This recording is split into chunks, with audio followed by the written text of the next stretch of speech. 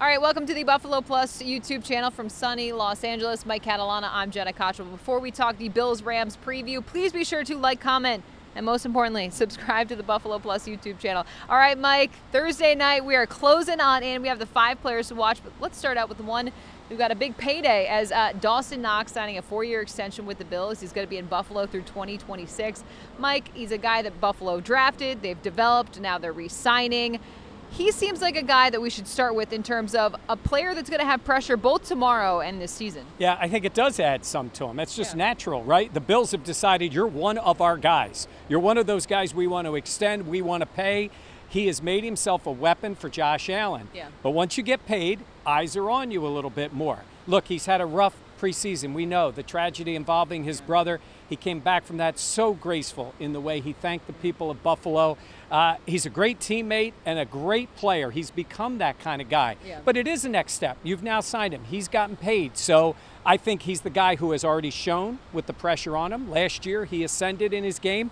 I think tomorrow night would be the first chance for him to show that they paid the right guy. In terms of paying the right guys, what do you think this message sends? And if you were Jordan Poyer, how would you be feeling? Well, because you had to be thinking at some point, whatever money Brandon Beane freed up could have been for him.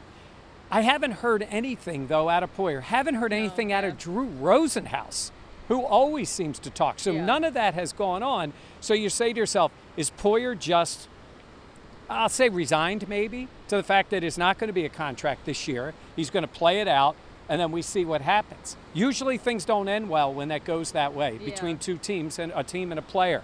But, you know, other guys have gotten paid. To this moment, Poyer hasn't. Does that mean they couldn't still get it done?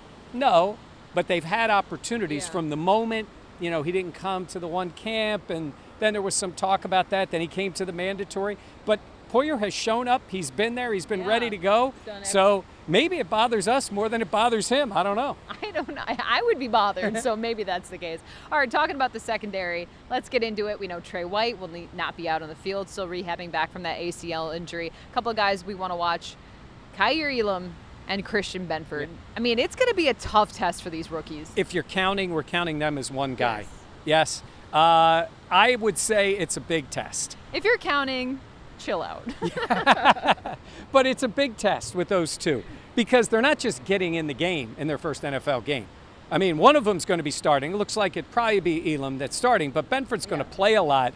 And you're out there against Matthew Stafford, Sean McVay, and into the NFL, being thrown out there. So, yeah, we're going to be watching them. And I think a key thing, Jenna, is to watch how they react when they give up plays.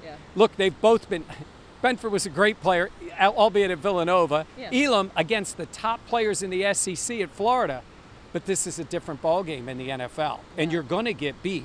And how you respond to that, I think, is going to be huge starting tomorrow night. I think that's the biggest thing is how can you reset? How can you move forward? Because, again, there's so many talented players in the NFL. It's going to happen. You can't control that. But how do you respond? How the Bills want to see that? And I'm just Kaiir Elam, obviously, the Bills picked him 23rd overall in this past draft.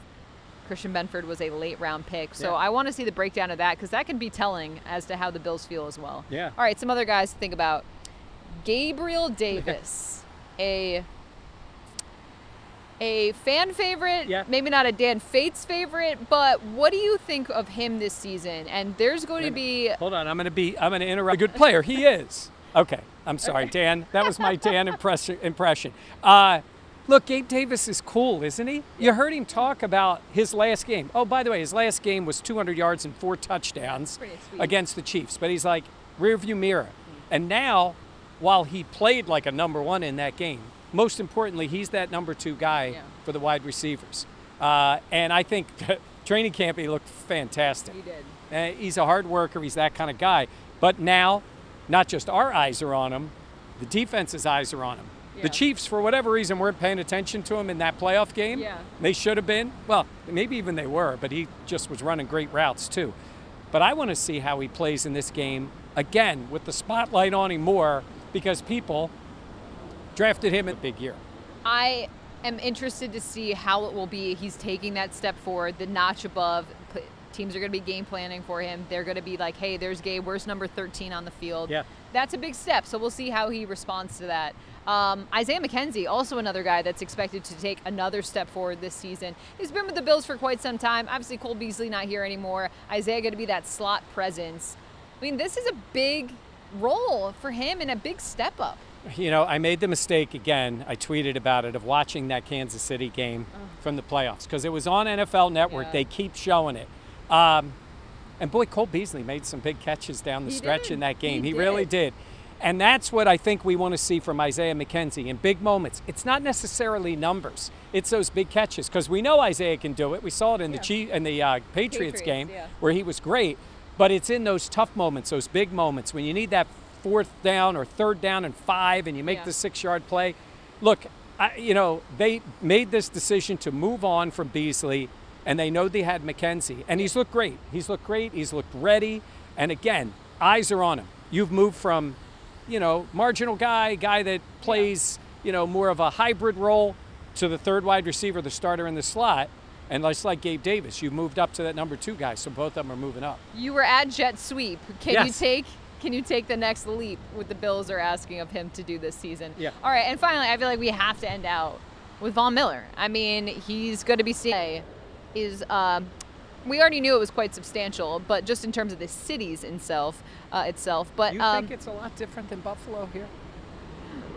Really? Well, the palm trees are still weirding me out. Palm trees, yeah. Well, a lot of palm trees. It's really a lot of traffic. It's even hot for them.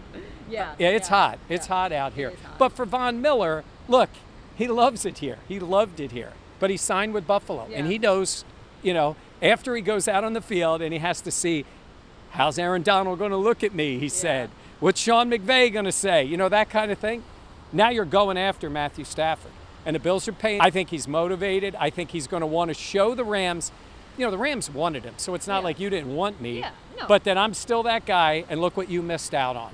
And however that ended up, where he took the Buffalo deal, he gets a chance to at least begin to prove that tomorrow night. I love how he said in his press conference earlier this week, the NFL is so messy, making him go up against his former team the very first week of the season. It's going to be quite an interesting spot for him to be in, and a test for this Bills team. We know there's so much expected of them this season, and Micah Hyde even said, you know, it's week 1 of a long season and all that stuff, but there is so much pressure on this team to get out to that fast start. How much do you think that weighs on them as they get ready here? I don't know if it necessarily weighs on them, because no matter what happens Thursday night, they come back a week from Monday, they'll be fully confident. And the Bills have high goals. Obviously, they'll always say it, and I believe this, goal 1's to win the AFC East. Yeah. But right behind it is to get that number 1 seed. You got to win these games. Yeah. These are the ones. And I said it last night, Jenna, I'm going to say it again. If it's a close game, this team needs to show they can win a close game. You said it before, you're going to say it again, and then you're going to say it again. Probably say it again. I do. Sorry, I did laugh. I had to laugh. I do repeat myself, but sometimes she doesn't listen to me. That's fair, because you just say a lot. We're always talking, though. Yeah. We're always talking Bills. We're getting ready for Thursday night's game here in LA. We'll have plenty more coverage at SoFi Stadium. Please be sure to check out the Buffalo Plus YouTube page. We'll have a special show later. You can always watch it under our live videos. We'll have it there for you all. It's called Buffalo Plus Live from LA. For Mike, I am Jenna. We'll catch you next time here on Buffalo Plus. Please be sure to like, comment, and most importantly, subscribe. We'll catch you next time here on Buffalo Plus.